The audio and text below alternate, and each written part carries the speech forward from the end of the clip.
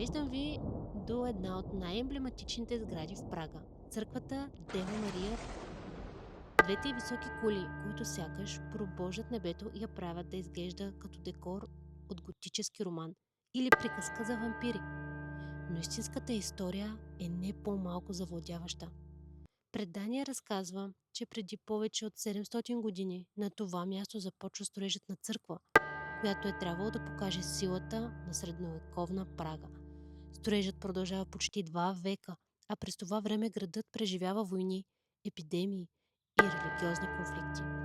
Когато настъпи вечер и старият град притихне, местните разказват, че кулите никога не изглеждат еднакви.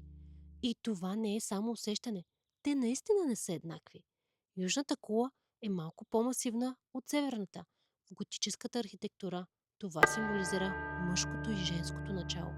Една фина асиметрия, която повечето туристи дори не забелязват. Вътре в храма почива човек, който цял живот е гледал към звездите. Великият датски астроном Тихо Брахе.